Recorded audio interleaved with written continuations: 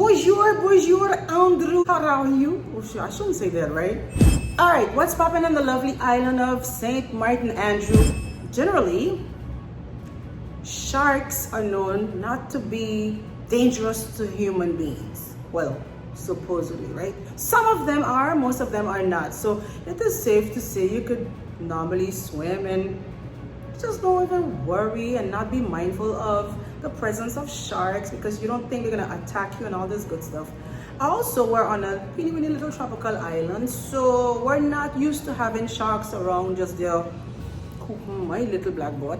Somebody succumbed or basically lost their lives swimming about 100 meters away from the shore and was attacked. I don't even know if I should say I was viciously attacked by the shark, but what I can confirm to you, Andrew, is that this person lost their lives.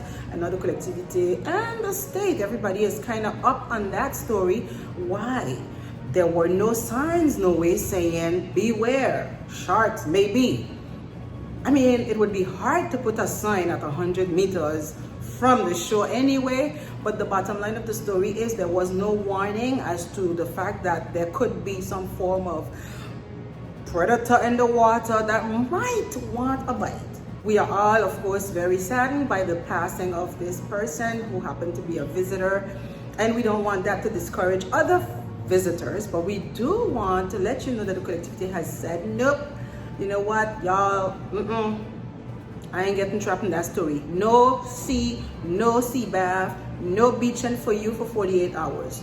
So by this weekend, you should be able to go back to the sea unless the collectivity stretches that. The collectivity and the prefecture, for once they can agree on something, is that, you know what, we have to do something, which is in this case forbidden as access to the beaches for at least 48 hours. An autopsy is ongoing. We'll tell you more about that. This may sound like a joke, I'm not joking about it, but Andrew, I hope you go by the cultural rule of going to the sea, picking a spot or a depth, and go vertically in the water, not horizontally. Don't go towards the horizon.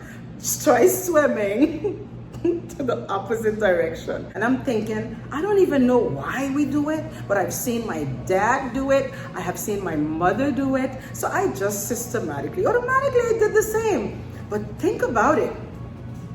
We ain't getting catch 100 meters away from the seashore. I mean, yeah. Anyway, condolences to the family, and just watch your butt, Andrew. Watch your butt, because I know you might be over there saying, ooh, what is that? I wonder if it's a shark, and you want to go towards it. Be careful.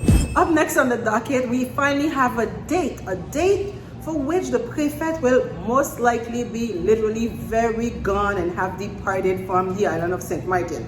Now, we already talked about certain people who might be over there busting a wicked walk-up, a heart attack type of session. You know, since we haven't had carnival lately, it's a stress reliever, right? So some people might be reveling on desks. Andrew, that might be you. So anyway, the 16th of December, which is next week, is the date that we should be officially welcoming the new prefect. His name is Serge Gouteron, and we've had two female prefects. You know, right before Madame Sylvie Feucher, it was Anne Lobies, and right before her, there was the last man to date, it was Philippe Chauvin. I want to show you this, Andrew. This is the guide of the ARS. Their new guide, which is to help you decide whether or not you should be getting a rapid test, a PCR test, blood work, whatever work, and based on what you're doing. So the prefecture put out that departing from St. Martin, heading to Paris, there was no obligation to present a PCR test. And it became a big confusion because the last we checked, to enter any country, you needed a PCR test. So while departing, it means you don't have to take it, but most likely when you arrive in Paris, you will be asked, because imagine that you are an immigration officer. If you are trying to screen the person entering, you don't have time to figure out, oh yes, Peter left from this territory, and between this date and that date, there was no PCR requested, and this other date is a new PCR. So most of these people, what they do is they sit there, they use their authority, and they say, look, ma'am, you're supposed to be traveling, and you're supposed to know you need a PCR test. Whether you present a rapid test or a PCR test done in a lab, that's your business, but I need something. And yet you have the government saying, yes, I mean, if you're going to Paris and you're leaving from Grain Cars, you don't have to absolutely go and do it. So you can catch your flight.